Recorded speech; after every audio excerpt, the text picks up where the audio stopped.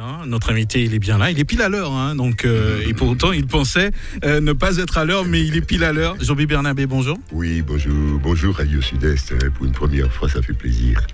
Ouais, je suis très content donc de te recevoir à la radio. C'est un plaisir que partagent certainement aussi nos auditeurs. Donc on va en profiter. Hein. Donc on a le temps à Radio Sud-Est de parler un petit peu avec toi, de revenir sur des petites choses et de nombreuses choses qui t'ont marqué. Oui. Donc Joby Bernabé, comment tu vas? Ça cache bien. Ça va.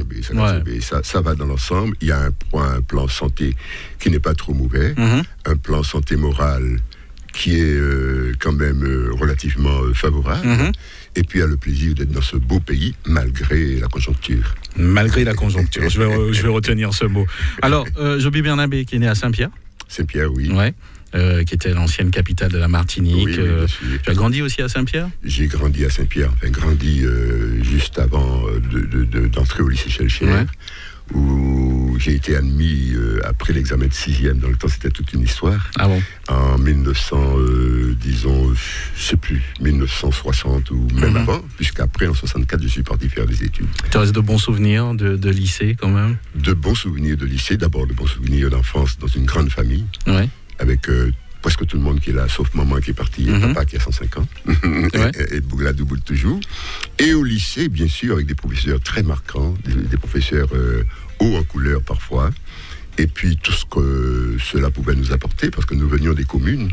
Et évidemment, il fallait s'adapter aussi à l'internat. J'ai fait l'internat au lycée, mais c'est vraiment de bons souvenirs. De bons souvenirs. On dit que toi, que tu es un poète, un diseur de paroles. Mais c'est-à-dire que les mots disent les choses, mais moi je trouve que peut-être qu'on ne dit pas les choses avec assez de profondeur. Moi, je rajouterais un homme avec une âme, un esprit, une sensibilité. Est-ce que ça te parle, ça? Oui, forcément. Et non seulement, il y a un poète français qui disait que les mots savent de nous ce que nous ne savons pas nous-mêmes. Voilà une définition large, parce que derrière toute parole, il y a un homme. Et quand la parole se veut, disons, et non seulement chargée d'émotions, mais quand elle se veut avec une dimension du verbe, et forcément, il faut qu'il y ait de l'âme derrière. Et puis toutes les autres définitions me conviennent, peut-être pas trop celle de conteur, parce que pendant longtemps on a dit de moi que j'étais un conteur. Et poète, je veux bien, mais ce n'est pas un métier, poète. En général, on voit dans le monde, les poètes qui ont existé avaient un métier. Ils étaient poètes parce qu'ils publiaient des poèmes. Ouais. C'est pour ça que j'ai préféré 10 heures de parole, ce qui me permet, disons, de m'exprimer dans une palette large, sur toutes sortes de paroles, avec des rythmes ou sans rythme, mais je m'intéresse essentiellement à l'oralisation de la parole et au fait de dire une parole sur scène. Comment ça a commencé, cette aventure? Oui, c'est une aventure. Cette passion. Oui, une aventure et une passion qui ont pris naissance, à mon avis, en Afrique. Ouais. En 1970, je suis parti avec un pote français pour un voyage, un autostop de 2 mois en Afrique, de 2 ou 3 mois, et puis on est resté 2 ans. Et là, j'ai vraiment eu une remontée verbale, si on pourrait dire. Comme une forme de piqûre de rappel. Oui, une piqûre de rappel, mais encore, quelque chose qui a un rappel de la langue. Ouais, d'accord. De la langue créole avec ses sonorités, parce que j'entendais les griots africains, et je découvrais cette poésie large africaine qui est très profane. Donc, dans cette langue, tu sentais remonter le créole, c'est ça? Oui, voilà, parce que le monté la caille, moi, et puis la famille, pas qu'à parler créole, mais avec les camarades, on parlait créole.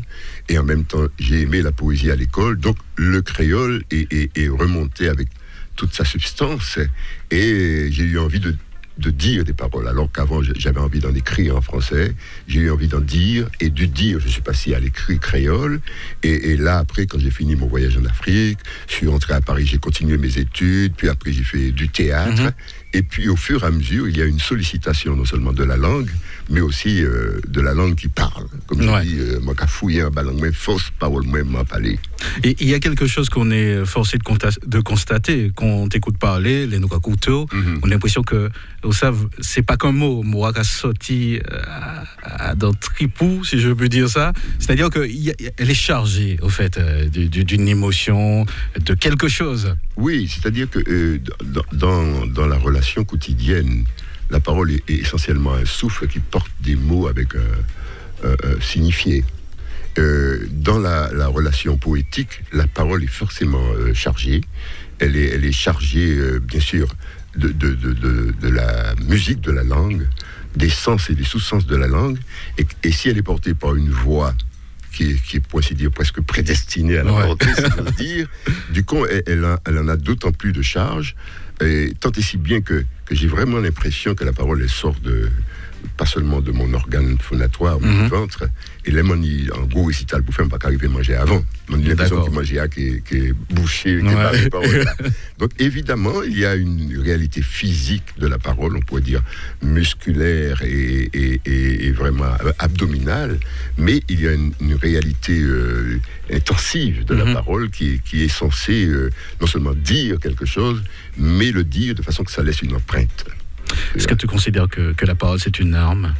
La parole, c'est une arme. Le mot est intéressant et à prendre quand même avec des pincettes, puisque quand on dit arme, on pense à blessure, alors que arme, c'est l'arme des chevaliers. C'est l'arme du petit garçon qui a un certain nombre de valeurs pour se battre dans la vie. La parole, c'est une arme en ce sens-là, mais c'est aussi quelque chose qui permet à l'homme de se refonder, de renaître. Tu renais dans ta parole, dans la dimension de ta parole, n'importe qui parole pas qu'à sortir en bouchou, et puis bien sûr quand il s'agit de s'amuser ou quand il y a n'importe qui bêtise qu'on avale ou dans la vie, mais quand il s'agit de parole avec un P majuscule, c'est vraiment une parole, que ce soit celle du prêtre, celle de l'avocat ou du politicien, c'est une arme, en même temps c'est un bâton, en même temps c'est une alliée. Voilà. Ouais, c'est tout un art de la manie. Oui, bien sûr. Que si je te dis Afrique, c'est vrai qu'on a touché quelques mots importants pour toi. Ça t'inspire quoi à l'heure actuelle ?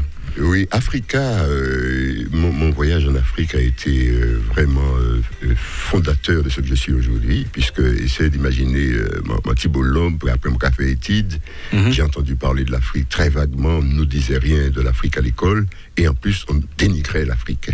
Donc il a fallu justement que j'ai eu envie, d'ailleurs grâce à la complicité d'un camarade français que j'avais rencontré à Paris en 1970, dans ces années-là, et il a fallu que je mette à exécution ce désir de savoir ce qu'était l'Afrique.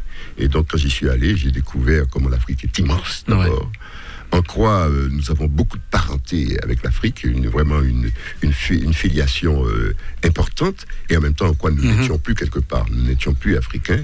Alors nous sommes africains de par la parenté, mais notre manière d'être et de fonctionner, je dis dans les années 50, dans les campagnes, c'était encore très proche de l'arrière-pays africain.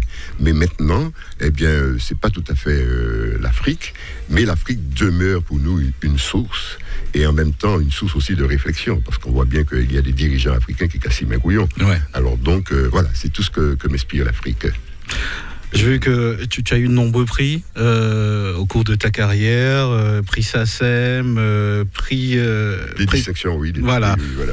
Ça t'inspire quoi ? C'est quelque chose qui t'encourage Oui, forcément, ça m'encourage. Ça me permet de me regarder dans le miroir de l'autre, puisque le prix est toujours décerné par quelqu'un d'autre. Et évidemment, je prends ça comme un retour. Pas de bâton, mais un retour d'effet, de positivité, puisque souvent tu ne demandes pas, on te donne un prix. Et comme je dis, c'est comme si on fait un bel mango. C'est ça. Et le prix, c'est ça. Donc j'aime bien cette formule, on dit on a ce que l'on mérite, ou on n'a que ce que l'on mérite. Il y a un sens négatif, et tu prends bon fait parce que faut fait, et puis on a ce que l'on mérite. Ça, c'est de manière objective, parce que la vie est là aussi pour te remettre un peu de ce que tu as donné. Autour de tout ce que tu fais, Joby Bernabé, je sais que tu as le temps de regarder un petit peu ce pays, respirer, vivre. T'en penses quoi ? Quel est ton regard ? Je voulais l'avoir davantage ce temps, surtout d'aller me plonger dans le non-non, le non-non physique même du pays et le non-non populaire. Alors vous faites comment ça en genre de crabe quand était là quand moi dans mais l'on sorti quand même. Les sorti quand même, m'a prendre des vibrations, m'a attendre des bagailles et puis il y a quand même la télé, il y a la radio, il y a ce qui nous apporte les nouvelles du pays. Alors là, du bonnes nouvelles, ou qu'a dit bon ça vieux gestes mal dégagés. Eh bien, PIA, c'est vieux gestes mal dégagés. Vieux gestes mal dégagés parce que je sens qu'il y a quelque chose qui nous gêne aux entournures. On a une identité, non pas complète, l'identité n'est jamais complète, mais une identité non pas mal assumée, mais mal digérée. Voilà. Une identité mal digérée. Je m'excuse pour le téléphone. Et là, vraiment, je trouve que ces temps-ci, on est vraiment en quête. On n'est plus que jamais en quête. On court après notre futur et on n'a pas encore digéré la période esclavagiste. Et entre les deux, il y a une espèce de vide et de courant alternatif qui ne nourrit pas, mais qui, par contre, laisse la place à une dimension un peu névrotique. Il me semble qu'au plan politique, au plan social, nous avons une soif, nous avons une quête dont, pour l'instant, nous ne trouvons pas encore la manière de l'étancher. En même temps, tu as répondu à la question que j'allais te poser, justement. C'est tes vœux un petit peu pour ton pays, quoi, au fait. Donc, je crois que tu as un petit peu répondu aussi à la question. Donc, il y a tout ça. Il y a le 10 heures de parole. Est-ce que je peux dire que, quand même, le slam est né un petit peu avec toi? Oui, de manière subjective, oui. Parce que j'ai amené une parole. Du temps où je faisais ça, je jouais seul ou avec des musiciens. On ne connaissait pas tellement le dire poétique sur scène, à part dans le théâtre où on disait Césaire et d'autres. Et le slam est venu plutôt des États-Unis, pour ce qui est de son origine. Slam, c'est claquer, qui claque. Donc ce sont des mots qui claquent, etc. Et évidemment, cela a rejoint ce que je fais, et ce n'est pas ce que je fais qui a rejoint le slam, puisque je suis, pour ainsi dire, antérieur à cette vague qui a été à un moment une mode et qui est maintenant une réalité intéressante. Parce que, évidemment, je dis, c'est la libération de la parole. On est 12 ans où on vit fait slam, on est 80 ans où on a la scène, où on a dit slam. Et le fait même d'essayer d'écrire, de penser des mots, c'est nourricier pour la personne. Comment on pourrait qualifier ton art en créole? Est-ce qu'il y a un mot qu'on pourrait utiliser bien de chez nous pour dire... Ni paolé, ni badjolé, peut-être... Méta-parole, parce que Confiante est écrit en baillant ça. Et évidemment, si c'est les méta-paroles qu'on Confiante dit, c'est essentiellement les grands conteurs. Et donc, je ne suis pas dans cette classification, mais moi, quand j'essaie de développer la parole, moi, quand je travaille en l'air. Alors, évidemment, tu me demandes comment on pourrait la qualifier, je te dis, mais moi, je ne me permettrai pas de m'appeler, de me nommer en tant que maître. C'est simplement un terme qu'on a dit mettre à manioc. Moi, quand on pense mettre à parole en créole, ça peut être intéressant. Tes textes, tu les écris? Est-ce qu'en les écrivant, on peut dire aussi, c'est une manière de libérer aussi la parole? Oui, bien sûr. Alors, j'écris en français, en créole, voire en espagnol, parce que j'ai fait une formation en espagnol, et j'aime souvent expliquer que j'écris pour dire. Donc, quand j'écris à voix haute. Je relis, surtout en créole, mais même en français, je relis ce que j'ai écrit pour l'entendre sonner et dans mes oreilles, mais aussi en moi.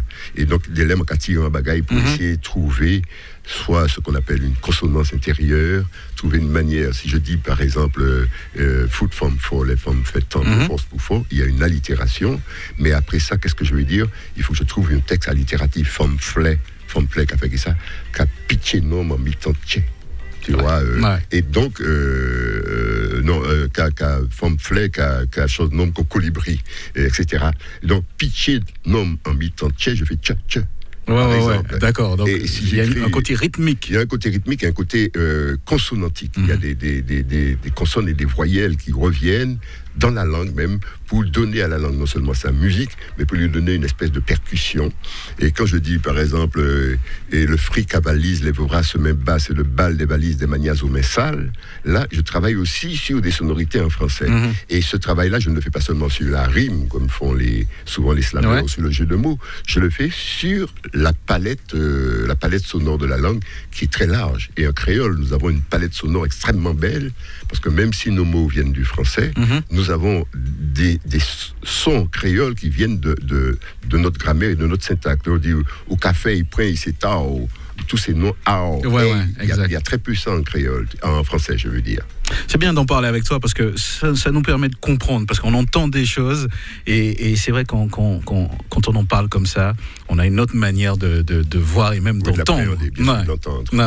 Est-ce que quand tu te réécoutes, ça te fait quoi comme impression? J'aime pas m'écouter. Si je suis quelque part, ça j'ai arrivé, que mon gars dit bon, Joby, là, nous mettons un morceau Joby. Mon gars dit tirez ça. Puisque s'écouter, c'est non seulement écouter un peu un autre, et cet autre, on voudrait qu'il soit vraiment aussi intense que ce qu'il est censé être. Et en même temps, il y a toute la réalité technique du travail qui fait que parfois je ne suis pas satisfait d'un travail, d'un CD et tout, de morceaux. Tu es quelqu'un de très pointilleux, voilà. Et donc, s'écouter n'est pas du tout facile, mais en même temps, au plan, disons, pédagogique, au plan du travail, on peut s'asseoir tout seul, s'écouter pour justement voir où le bas blesse, si on peut dire. Sur scène, dans le regard des autres, ça te permet de t'écouter ou pas? Et le regard des autres, de leur visage, si je peux dire. Alors, si tu veux, donc la question est intéressante, mais si on dit sur scène, et je le répète souvent, la scène a une exigence. La scène a une exigence de mise en scène, une exigence aussi technique. En principe, sur scène, on n'est pas censé justement voir les autres. Ça. Donc après, peut-être la salle est dans le noir. Et toi, sur scène, tu n'as même pas ton propre regard à toi, mais tu sais que tu regardes dans une direction. Et au fait, j'essaie de m'entendre dans le silence des autres, puisque la poésie, c'est essentiellement dans le silence que ça se passe. J'aime bien ces mots. J'essaye de m'entendre dans le silence des autres. Bien sûr. Ça, c'est très bien ça.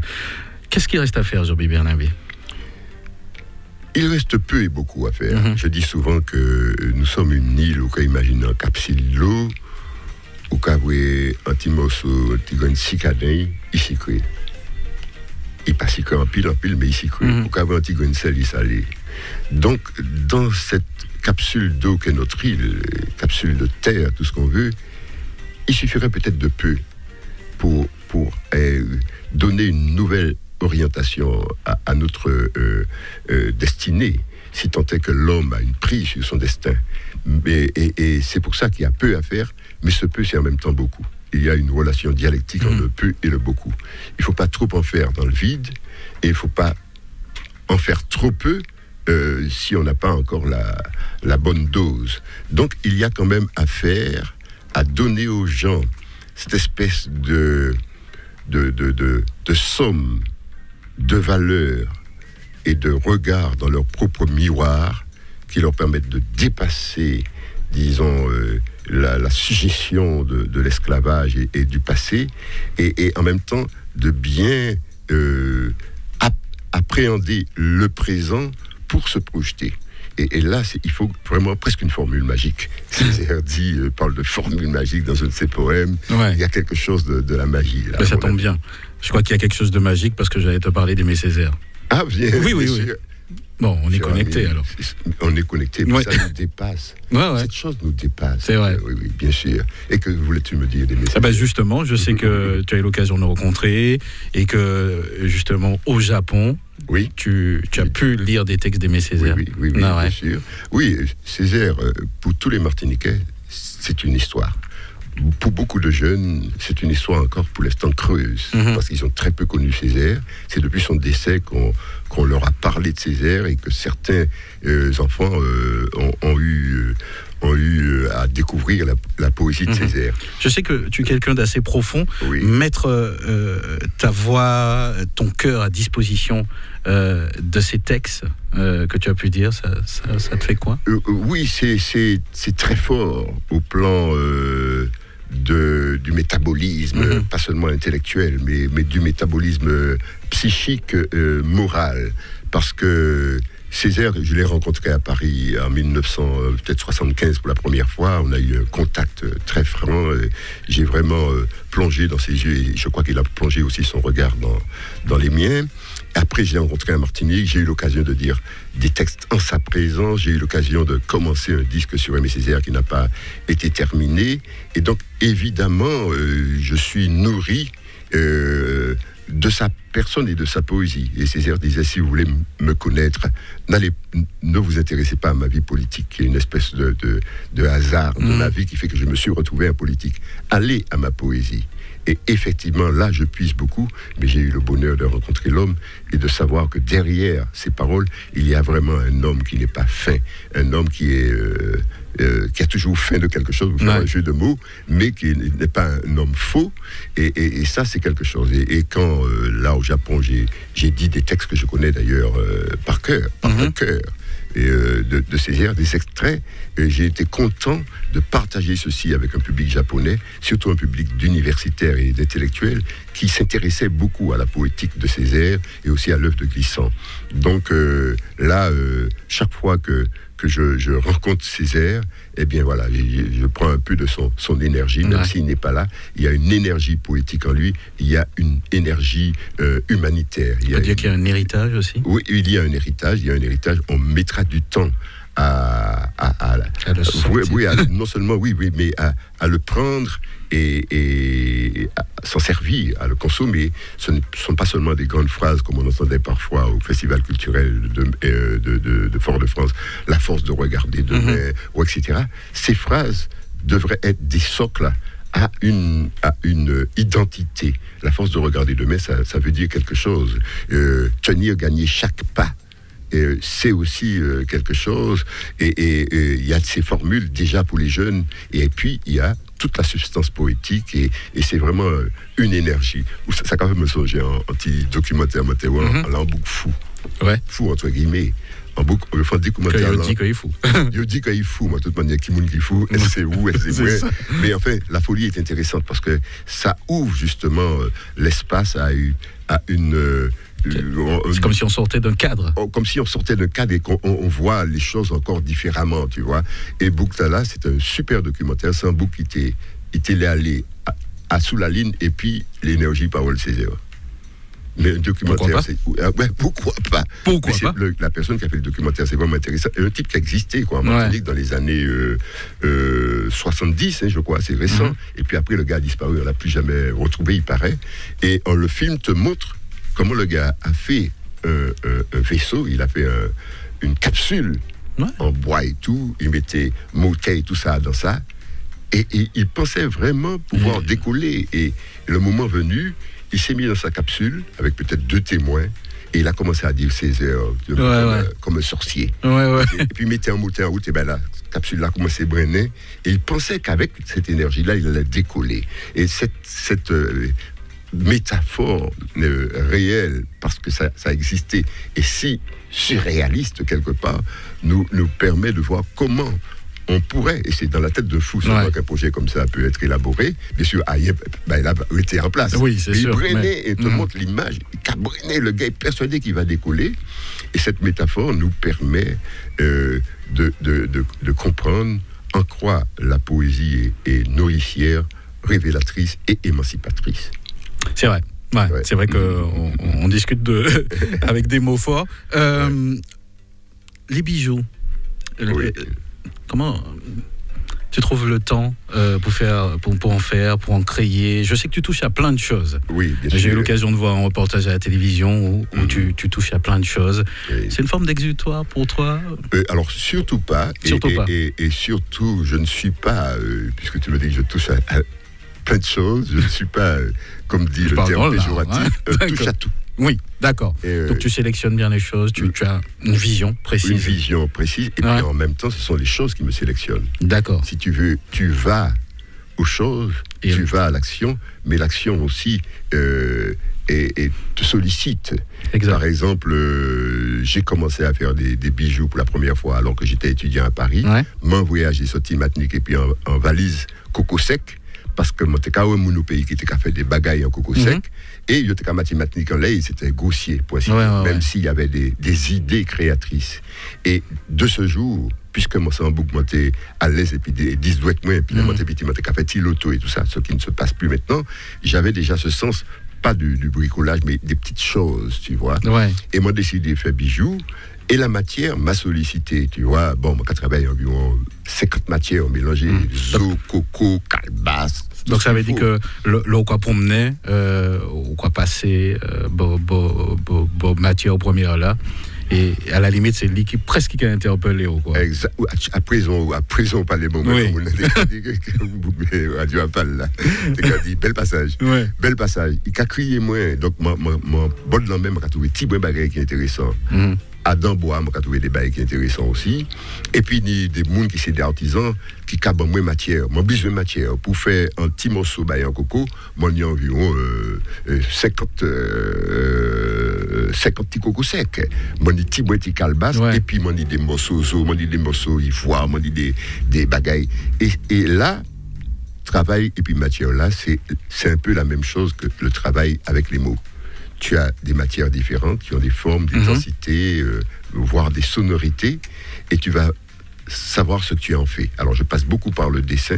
Moi, capoté là en bas, oui, c'est ça, moi, Donc, il y a une série beaucoup au pays à présent qui est en Bakou quand j'oublie. Moi, crié en Bakou parce que faut qu'on trouve un nom qui a sonné, et puis sous le coup, ça commence en Bakou. En même temps, ça fait un mot. Bakou.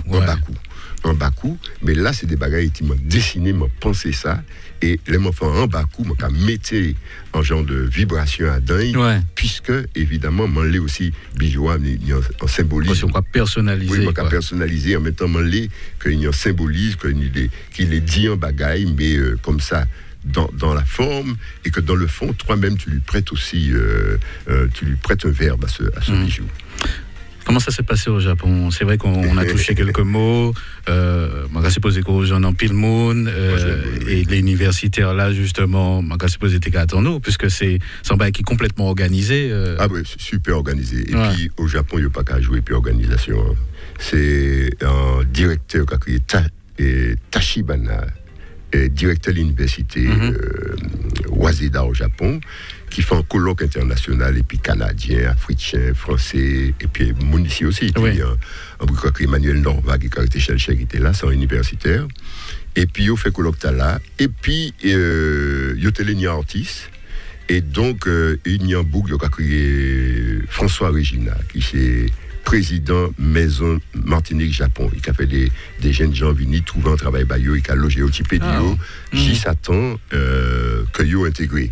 Donc moi je viens 3 ou 4 jeunes gens qu'on s'est intégrés, yo japonais, passer les japonais encore, yo bien, yo parce que bagaille là carré là. Donc tout ça c'est un bagaille carré. Là yo invité moi, ça fait fap à peu près peut-être 3 semaines avant la manifestation, on était obligé de prendre décision en fap et qui donc ils ont invité moi pour dire yon des paroles Césaire et puis pour parler de Larry Kasnek qui donc premier jour colloque là tenu boulmouna en l'eau universitaire et d'ailleurs yon des japonais qui étaient capables de parler français tenu des traducteurs simultanés traducteurs ensemble et donc m'en fait ça mais avant mon parti François Regina, il m'a parlé dit là, lui, il vient maintenant, et puis des étudiantes, bon, il fait mon baillot un petit coup pour nous joindre, mais surtout, il vient puis un guitariste. Et guitariste là, mon travail, et puis comme ça, nous dit 3 paroles, et puis là-bas, et pendant des vraies paroles, là, tenir en plasticienne, en peintureuse, qui était peine entre elles. Et puis après, on parlait de Larry Kasnek. Et ça passait bien, donc moi, prends bon contact surtout pour virer. C'est ça qui est intéressé, moi, parce que là, ça fait un fap-fap, virer en l'autre manière, peut-être, et puis exposition, virer, et puis il y a des musiciens. Et puis, donc, après Tokyo, moi, passé 2-3 jours à Kyoto, qui sont en ville traditionnelle, et là, moi, voyant des côtés, moi, essayé de prendre aussi une pays à Tiboué. Donc, c'est un voyage qui fait tu es content. Et en quelque part, aussi, ambassade de Martinique. Oui, évidemment, parce que à présent que monsieur qui a fait un travail, à part les universitaires, monsieur François Regina qui a fait un travail, je te demande moi est-ce que c'est un travail pour l'amitié franco-japonaise ou martinico-japonaise, c'est pas seulement l'amitié. C'est-à-dire que les jeunes gens partis maintenant, rêver au Japon, si qu'a viré maintenant, eh ben, m'en pas ça aussi que ça tient bien. Parce que bagay la carré là. Et moi, même bagay qui carré, même si ici, nous ni mais tout ça, nous aimons rire, nous aimons danser. Et les Japonais aussi qui a dansé, qui a fait musique. Mais carré, parce que, parole là, c'est parole là, lait, c'est lait. Et en même temps, carré, mais en même temps, il y a une parole qui attend tout le temps, c'est alligato. Merci. Tout le temps, qui attend ça. Merci. Donc, la manière pour recevoir mon pour entrer en relation et puis moun en face ou qui travaille dans le commerce ou n'importe quel côté, merci. Et ces jeunes-là, en 6 positions, qui en centaines de jeunes gens qui sont partis là-bas et puis virés pour travailler ici, et puis travailler aussi, mais ils ont porté à l'entour parce que c'est doit être petit bidin mel pour travailler là, et puis à part ça, merci. Donc vraiment, moi j'ai trouvé que c'est pour moi-même dit, moi déjà savent ça tibrin, mais d'y aller mener ça et puis zier moins et puis tché moins et puis aussi conscience moins, moi j'ai estimé que vraiment nous pouvons continuer à développer des relations et puis le Japon. Jean-Pierre Bernabé, est-ce qu'on y a un rêve? Un rêve, bon Dieu. On y a des rêves peut-être. Oui. Je fais souvent ce rêve étrange et pénétrant d'une femme inconnue et que j'aime et qui m'aime.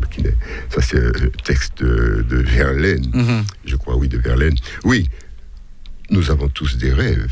Mais je dirais que le rêve qui m'étreint, c'est le rêve de pouvoir être certain, non seulement que la parole circule, qu'elle arrive à habiter, à nourrir l'espace-temps, et que sur mes vieux jours qui ne vont pas tarder à approcher, je n'ai plus à courir après une réalité économique qui fait que, voilà, il y a Joby Bernabé et puis il y a le fait que la poésie, ça ne nourrit pas son homme. Les objets d'art, bon, ça apporte un peu de peu d'huile dans le manger, mais le rêve, c'est un rêve de sérénité, de paix, dans un pays peut-être un peu tourmenté, mais quel que soit l'extérieur, il faut trouver son équilibre intérieur. Et ça, c'est vraiment une quête chez moi, un équilibre et une certaine densité même de vie et de relations qui pas qu'à empêcher moi, d'y bêtises et puis du voir. C'est ça, être extrêmement sérieux et en même temps ne pas se prendre au sérieux. Voilà.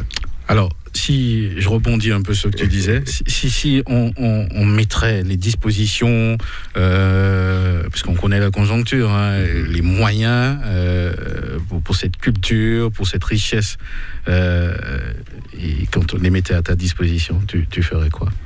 Écoute, en ces positions qui dit le matin au crier, moi, dit Joby, moi, 10 000 euros. Dans un petit moment, là, la fumée. On y projet. Parce que, si tu veux, c'est pas l'argent pour l'argent, c'est l'argent en tant que kérosène. Moteur pour l'essence là. Donc c'est vraiment pour impulsion. Pour impulsion. Et ce qui est difficile ici, c'est que les privés s'investissent très peu et que les politiques n'ont pas le temps de se mêler de culture. La culture vient comme ça un peu à eux, ils sont obligés d'en faire, que ce soit du folklore ou pas. Il y a quand même des choses qui se font, mais ils n'ont pas le temps, non pas de se mêler de culture, de prendre à bras le corps une dimension fondamentale de notre identité, c'est la dimension culturelle qui nous permet de comprendre qui nous sommes et en même temps d'ouvrir notre espace de vie, de compréhension des choses et en même temps d'approfondir notre identité qui n'est pas schématique. L'identité, il y a un noyau autour duquel gravitent des valeurs, des formes, des acquis sociaux et scientifiques divers. Et ça, il faut que nous en prenions conscience dans notre petite île. Donc, évidemment, il faut une politique culturelle qui sache investir. Il s'agit vraiment de ça, qui sache investir pour développer la culture et l'art de manière suffisamment harmonieuse et dynamique que cela ne se perde pas dans les méandres du folklore et tu vois de la culture à la petite semaine. Tu as répondu aussi à ma question, pas de problème. Oui, oui. Justement, la question que j'allais te poser, c'est comment mettre la main, justement, où tout le monde se cherche en quelque part. On se rend bien compte, cherche cette identité qui peut être cachée en quelque part. À la limite, on se pose même la question, elle est passée où? Elle se trouve où? Oui, elle se trouve où? Mais effectivement, il y a toute une manière de se regarder et de se comprendre qui fait que l'on confond identité avec folklore. On confond identité avec les éléments d'identité. Ouais. Le tambour, ça fait partie de notre identité. Le tambour n'est pas l'identité. Et manger un bon yam ou bien un bon dachine, un colombo, Accra, ça fait partie de notre identité. Ce n'est pas notre identité. Le créole, c'est un élément, une arme, un outil, aussi un ciment, mais ce n'est pas notre identité. L'identité, c'est l'ensemble de tout ça dans une équation dynamique et dans une espèce de moteur d'énergie et de force qui nous amène vers une lumière. Et là, il y a beaucoup à faire en ce sens-là. Quels sont les projets de Joby Bernabé ?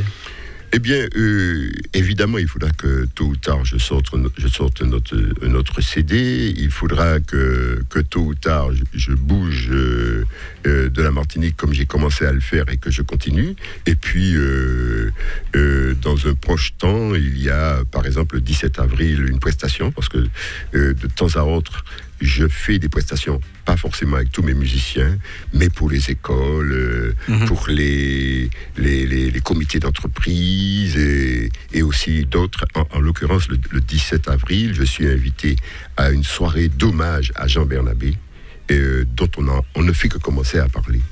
Parce que justement, si les politiques s'intéressent à la culture, ils pourraient prendre conscience de la dimension du travail et de l'œuvre de Jean Bernabé, qui n'est pas moindre que celle de Césaire. Ouais. Césaire a une dimension d'homme, une dimension internationale, presque d'homme d'État, quelque chose de particulier. Et en même temps, dans notre histoire, il a amené quelque chose de fondamental par rapport à notre perception de la négritude.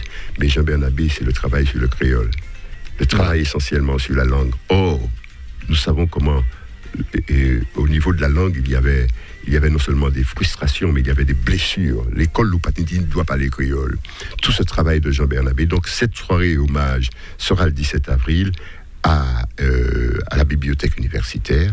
Et là, avec mon ami Alfred Fantone, on dira quelques paroles de Jean et on ne manquera pas, bien sûr, d'évoquer l'anniversaire du décès de Césaire, c'est-à-dire les 10 ans de mort d'Aimé Césaire, qui se situe au niveau calendaire le 17 avril.